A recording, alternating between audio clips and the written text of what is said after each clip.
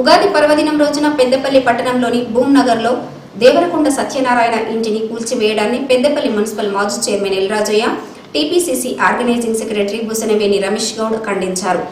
బాధిత కుటుంబానికి కాంగ్రెస్ పార్టీ పక్షాన తాము అండగా ఉంటామని స్పష్టం చేశారు. పెద్దపల్లి పట్టణంలోని భూమ్నగర్లో గత నెల 30 ఉగాది పర్వదినం రోజున కూల్చిన దేవరకొండ సత్యనారాయణ ఇంటిని గురువారం పెద్దపల్లి మున్సిపల్ మాజీ chairman L Rajaiah, Congress party రాష్ట్ర ప్రచార కార్యదర్శి బుసనవేని రమేష్ గౌడ్ గురువారం పరిశీలించారు. బాధిత కుటుంబ సభ్యులను పరామర్శించి ఓదార్చారు. తాము అండగా ఉంటామని భరోసా ఇచ్చారు.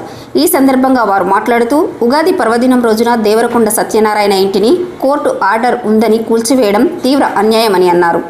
ఓ కాంగ్రెస్ పార్టీ నాయకుడు ఓడిపోయిన జెడ్పీటీసీ అందులో ఇన్వాల్వ్ అయ్యాడని, ఒకవేళ కోర్టు ఆర్డర్ ఉన్నా ఆ పెద్ద మనిషి ఇరు వర్గాలను కూర్చోబెట్టి మాట్లాడితే బాగుండేదని అన్నారు. కూలగొట్టాలని కోర్టు ఆర్డర్ ఉన్నప్పుడు, ఏ రోజైనా కూలగొట్టే అవకాశం ఉన్నప్పుడు పండగ రోజే ఎందుకు కూలగొట్టారని ప్రశ్నించారు. కోర్టు ఆర్డర్లో పోలీస్ ప్రొటెక్షన్ ఉన్నప్పుడే పోలీసులు ఇన్వాల్వ్ కావాలని అన్నారు. పోలీసుల ప్రమేయంపై డీజీపీ, సిపిలకు ఫిర్యాదు చేస్తామని అన్నారు. ఆ కాంగ్రెస్ పార్టీ నాయకుడు అంతర్గా మండలం గోలివాడ, పంకెన, పలిమేల ప్రాంతాలలో భూదందాలు చేశాడని, మంత్రి కాన్స్టిట్యున్సీలో ఇన్వాల్వ్ అయ్యి మంత్రిచే చివాట్లు తిన్నాడని, పెద్దపల్లి పట్టణంలోని అతని చర్యల వల్ల కాంగ్రెస్ పార్టీకి చెడ్డ పేరు వస్తుందని మండిపడ్డారు. మా ఎమ్మెల్యే, ఎంపీ, మంత్రి ఇలాంటి పనులను సహించరని అన్నారు. అతనిపై అధిష్టానానికి ఫిర్యాదు చేస్తామని తెలిపారు. దేవరకొండ సత్యనారాయణ ఇంటి గోడలను కూలగొట్టారు గాని లోపలికి ఒక్క అడుగు పెట్టలేరని అన్నారు.